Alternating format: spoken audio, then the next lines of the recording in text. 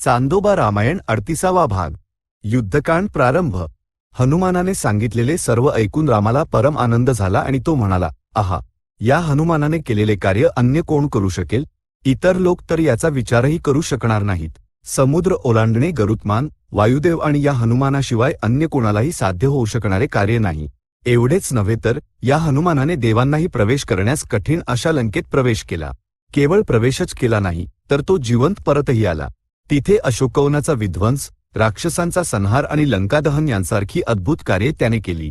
सीता आणि माझे रक्षण या हनुमानाने केले आहे. याला काहीही दिले तरी ते पुरेसे होणार नाही.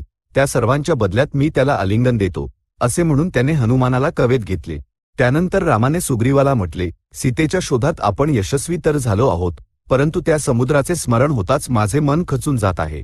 त्याच्या दक्षिण तीराला आपण कसे पोहोचणार? असे म्हणत तो चिंतेत मग्न झाला. तेव्हा सुग्रीवाने रामाकडे पाहून म्हटले, चिंता कशाला? ती कार्याच्या हानीचे कारण आहे. समुद्रावर सेतू बांधून लंकेत पाऊल ठेवण्याचा उपाय जर आपण शोधला तर तो रावण मेलाच आहे असे समजा. समुद्रावर सेतू बांधल्याशिवाय लंकेवर विजय मिळवणे देवांनाही शक्य नाही. म्हणून चिंता सोडून कर्तव्याचा विचार कर. तुला विजय मिळेल यात शंका नाही. या शब्दांनी रामाचे मन सावरले आणि तो म्हणाला, तपस्या करून, सेतू बांधून किंवा समुद्र शुष्क करून कोणत्याही मार्गाने मी लंकेला पोहोचणारच. त्या विषयावर आता अधिक चिंता करणार नाही. असे म्हणून त्याने हनुमानाला विचारले, लंकेला किती दुर्ग आहेत? सैन्य किती आहे? द्वारांचे रक्षण कसे आहे? तटबंदी इत्यादींविषयी सविस्तर सांग. हनुमानाने या प्रकारे सांगितले, लंकेतील सर्व जण संतुष्ट आहेत. तिथे कोणीही असंतुष्ट नाही. नगर विशाल आहे आणि चतुरंग दलाने संपन्न आहे. त्याला 4 मोठी द्वारे आहेत. द्वारापाशी शत्रू सैन्याचा नाश करण्यासाठी प्रचंड दगड फेकणारी यंत्रे आहेत आणि 100 जणांना एकाच वेळी मारणारी शतघ्नी शस्त्रे आहेत. नगराभोवती एक अभेद्य तटबंदी आहे. त्याच्या भोवती एक खोल खंदक आहे. तो ओलांडण्यासाठी द्वारांच्या जवळ लाकडी पूल आहेत. ते यंत्रांच्या सहाय्याने वर उचलता येतात आणि खाली उतरवता येतात. शत्रू आले असता ते वर उचलल्यास खंदक ओलांडणे अशक्य होते. रावण अत्यंत सावध आहे. शत्रूचे भय नसतानाही तो आपले सैन्य युद्धासाठी सज्ज ठेवतो. लंकेला 4 प्रकारची रक्षणे आहेत असे म्हणता येईल.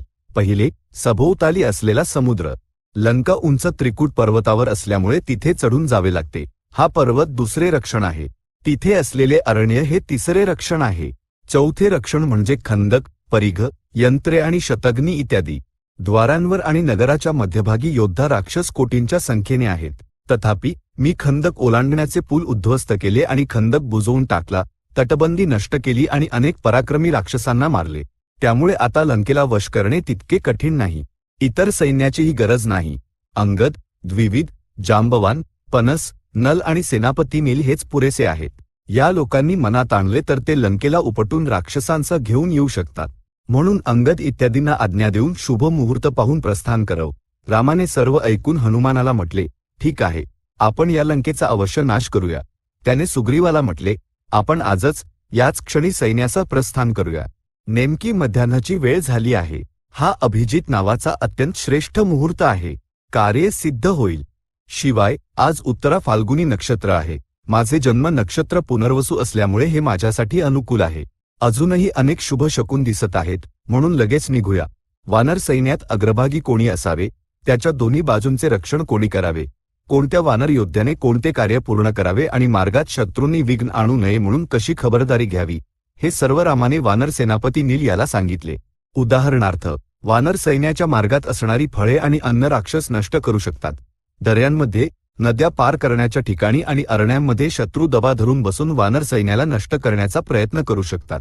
असे कोणतेही संकट येऊ नये म्हणून पुढे चालणाऱ्यांनी सावधगिरी बाळगली पाहिजे.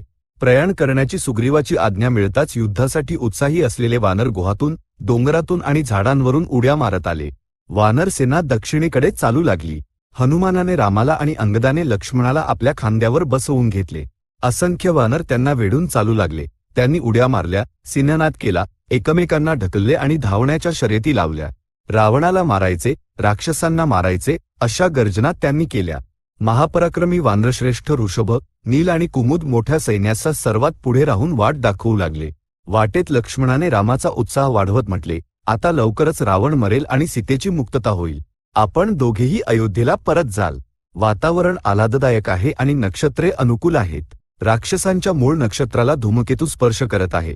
वाटेत सर्व वानर आपल्या वानरचेष्टा करत, झाडांवरून आणि झाडांच्या खालून चालत, उड्या मारत, किलबिलाट करत, झाडांच्या फांद्या मोडत, फळे खाऊन आणि मध पिऊन, कोठेही मुक्काम न करता सह्य पर्वत आणि मलय पर्वत ओलांडून समुद्रकिनारी पोहोचले. रामाने लक्ष्मण आणि सुग्रीवासह महेंद्रगिरी शिखरावर चढून तिथून समुद्र पाहिला. त्यानंतर पर्वतावरून खाली उतरून समुद्राला जवळून पाहिले. त्याने सुग्रीवाला म्हटले, आता आपल्यासमोर केवळ समुद्र आहे, भूमी नाही. हा ओलांडण्यासाठी काहीतरी उपाय शोधला पाहिजे.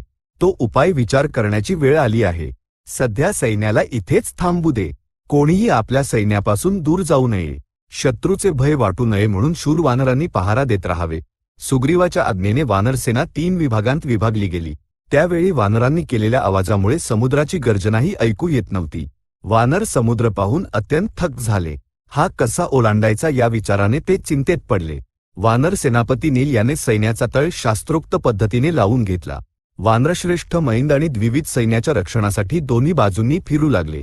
सैन्याच्या निवासाची व्यवस्था पूर्ण होताच राम सीतेच्या विरहात व्याकुळ झाला आणि बराच वेळ तडफडत राहिला. त्याने लक्ष्मणापाशी आपले दुःख व्यक्त करून विलाप केला. इतक्यात सूर्यास्त झाला. लक्ष्मणाने सांत्वन केल्यानंतर रामाने व्याकुळ मनानेच संध्यावंदन केले. इकडे लंकेत रावणाने घोर अपमान सोसून आपल्या राक्षस प्रमुखांना म्हटले. शत्रूंसाठी अभेद्य असलेल्या लंकेत एका सामान्य वानराने प्रवेश केला. थोर राक्षस वीरांना मारले आणि लंकेला जाळून गोंधळ उडवून दिला. तो सीतेशी बोलूनही गेला. आता राम हजारो वानर वीरांना सोबत घेऊन आपल्यावर चालून येत आहे. तो आपल्या भावासह, सुग्रीव इत्यादींसह आणि वानर सैन्यासह समुद्र ओलांडून येऊ शकेल यात शंका घेण्याचे कारण नाही. तो आपल्या शक्तीने समुद्र आटवू शकतो किंवा दुसरे काही करू शकतो. जर तो वानर दलासह इथे येऊन थडकला तर आपण लंकेचे रक्षण करण्याचा उपाय काय करावा? सर्वांनी शास्त्रशुद्ध विचार करून एकमताने कर्तव्याचा निर्णय घ्यावा. हे ऐकून राक्षस म्हणाले, राक्षसराज, तुला याविषयी चिंता का वाटली? आपल्याकडे अफाट सैन्य आहे. अनंत परिघ, शक्ती, शूळ आणि पट्टीश इत्यादी शस्त्रे आहेत. तू तिन्ही लोकांचा विजेता आहेस. तू कुबेर आणि यक्षांना जिंकून पुष्पक आणले आहेस. मै दानव तुला घाबरून आपली मुलगी मंदोदरी तुला पत्नी म्हणून देऊन गेला. वासुकी, तक्षक इत्यादी नागराज तुझ्या अधीन आहेत. अपार शक्तिमान आणि मायावी कालके तुझ्याशी 1 वर्ष युद्ध केल्यावर शेवटी हरले. वरुण आणि यम तुझ्याकडून पराभूत झाले आहेत. राम त्यांच्यासमोर काय आहे? त्या सर्वांना जिंकणाऱ्या तुझ्यासाठी राम काय लेखणीत आहे? तुझी तर गोष्टच वेगळी. महेश्वर यज्ञ करून वरदान प्राप्त केलेला आणि देवेंद्रशी युद्ध करून त्याला बांधून लंकेत आणणारा इंद्रजित काय पुरेसा नाही? तो क्षणात त्या रामाला आणि वानर सैन्याला संपवू शकतो. वानर हनुमानाने केलेल्या उपद्रवाचा विचार करून दुःखी होऊ नकोस. ती गोष्ट विसरून जा. ते अविवेकी होते आणि त्यांना शत्रूच्या बळाची काहीही कल्पना नव्हती. लगेच प्रहस्त उठला आणि रावणाला नमस्कार करून म्हणाला, देव, दानव, गंधर्व आणि पिशाच इत्यादींना न घाबरणारे आपण काय माकडांना घाबरणार? आपल्याला कोणी जिंकू शकत नाही या दुर्लक्षामुळे हनुमानाने उपद्रव केला. पण मी जिवंत असताना तो लंकेतून प्राणांसह निसटू शकेल काय? मला आज्ञा दे. मी पृथ्वीवर कोठेही वानराचे नावही उरणार नाही असे करून टाकतो. लंकेच्या रक्षणाचे काम माझ्यावर सोपव. हनुमानाने आमचा आणि आमच्या राजाचा जो अपमान केला आहे तो खरोखरच अक्षम्य आहे. मी एकटाच जाऊन त्या सर्व वानरांना मारून येतो. दुर्मुख म्हणाला.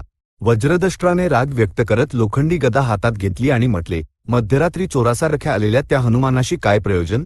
मी जाऊन त्या शूरवीर रामाला लक्ष्मण आणि सुग्रीवासह मारून टाकतो. राजा, अजून एक गोष्ट सांगतो. आपण शत्रूला उपायाने जिंकू शकतो. रूप बदलू शकणारे आपले राक्षस हजारोच्या संख्येने मनुष्य रूप धारण करून रामाकडे जातील आणि सांगतील की आम्हाला भरताने पाठवले आहे. तो मोठ्या सैन्यासह येत आहे. राम जेव्हा त्या आशेत असेल तेव्हा आपण तिथे जाऊन संपूर्ण वानर सैन्याचा विनाश करू. राम आणि लक्ष्मण हे पाहून हृदय विदीर्ण होऊन मरतील. अशाच प्रकारे कुंभकर्णाचा मुलगा निकुंभ म्हणाला की तो एकटाच जाऊन वानरसेना आणि राम, लक्ष्मणाला मारून येईल. वज्रहनु नावाच्या राक्षसाने सांगितले की तो सर्व वानरांना खाऊन टाकेल. असेच अनेक राक्षस वीर शत्रुनाशासाठी सज्ज होऊन उभे राहिले. चांदोबा रामायण 38वा भाग संपन्न. सद्य स्वस्ती.